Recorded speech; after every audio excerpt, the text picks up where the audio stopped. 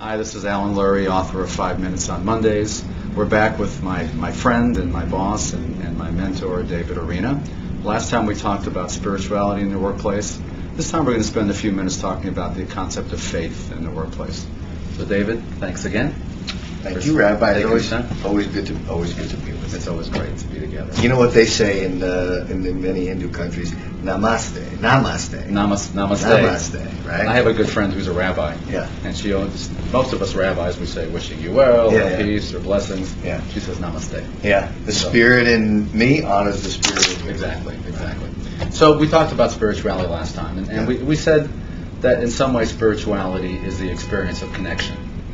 Which is really a great, simple definition that I think you can build tremendous practices off of. We also talked about faith. And I discover when I talk to people about faith, they hear different things. Because faith in the dictionary somehow implies an acceptance of things unknown or unknowable. And it even implies to some people, especially the new atheists, the Richard Dawkins of the world, that faith is abdicating reason and accepting some dogma that somebody else created for you. And to me, that's not what faith is at all. And I'd like to understand, you're a man of faith, and it's what drew us together initially, and I think it's really the core of our friendship. How do you define that word, faith? What does that mean to you? Well, first, I'd like to be called a man of faith. I'm really a sinner. Let's start. You recognize it, and that's a good thing. Let's start there, figure the rest out. Man, that's a hard question, faith. So, well,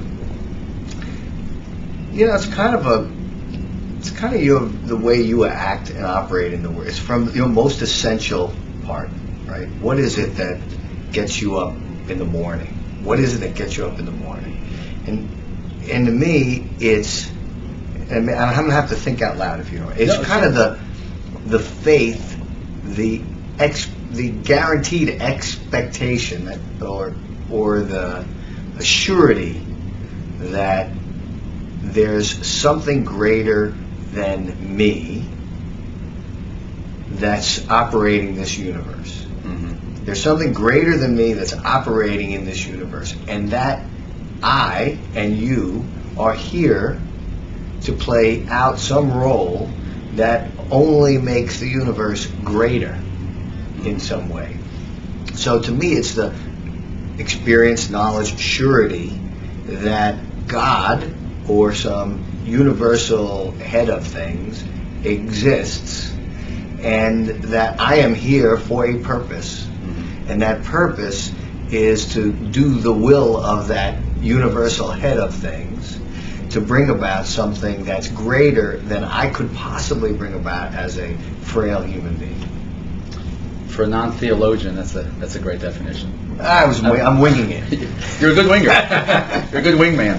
So to kind of recapture what you said, faith is a knowing. It's a knowing, right? For you, faith is not a mental construct. It's not buying into something somebody else gave you. This is based on your life experiences. Correct. As they percolated through you, right? And come from a place of maybe of intuition rather than intellect. Correct. If I can put words in your mouth. Oh, yeah, that's good. So that life is purposeful, right? That there is some creative force, right, that guides us and cares about us and informs our lives, and that life is inherently meaningful.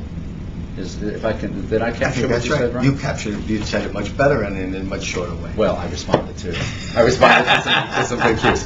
So from that perspective, David, in the workplace, because so much of what we talk about is in the workplace, and it's easy to have faith when you're at a banquet, and it's easy to have faith when things are going well. Things are tough right now. Mm-hmm. They're tough for a lot of people. Mm-hmm. People are struggling. Mm-hmm. How do you see faith entering into the equation in difficult times, such as we're in right now?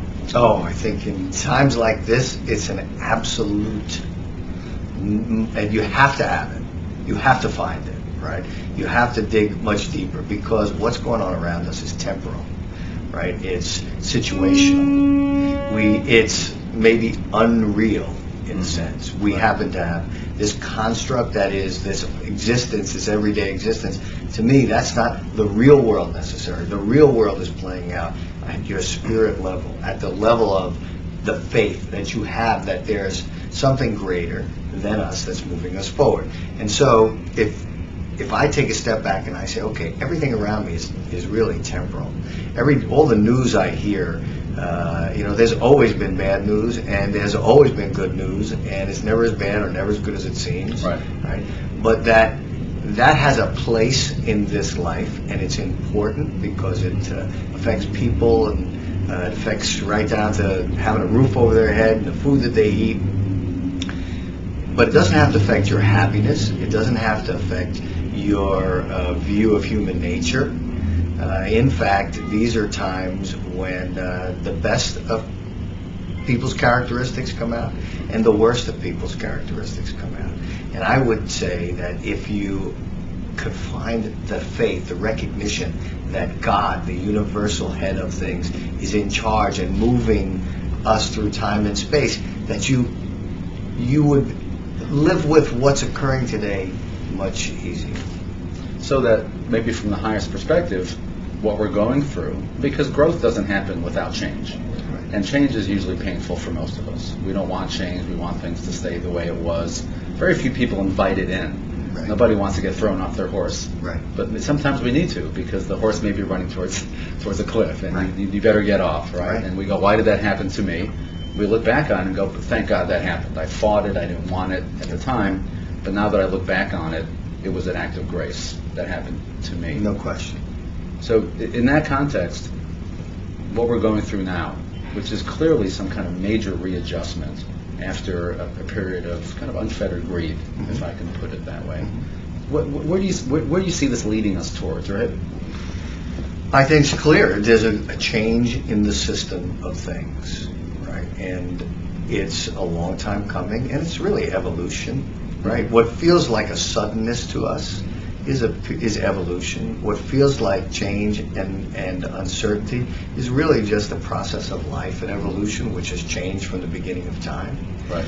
I try to, sometimes I substitute the words God, life, and love, right? So, because if you substitute the word life for God, that's kind of what we're living, and it changes, and it's changeable. Right. So what is it changing to? Well, here's where hope comes in. Because one would hope it's changing to a world where people recognize that they are spirit beings having a physical journey, right? Or something like that. Yeah. Right? And you'll say it better. Teilhard de Chardin said this. Is that right? That we're not physical beings having a spiritual experience. We're spiritual beings having a physical experience. Whoever that Frenchman was, he was pretty smart.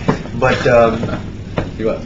So I think once you recognize that you're a spiritual being and you begin to act from spirit, and then all the things that would manifest themselves, if you knew that this was a game, a construct, that this was changeable, and that your immortal self was kind of going through a testing period or an act on Earth, and there were things to do to raise the vibrations of the whole planet. Yeah.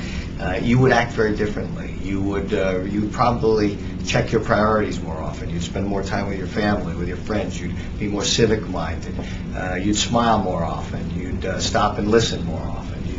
And I think if everybody does that, right? If this change helps us to move to those types of behaviors, what you're going to find is after a period in time, there'll be such a great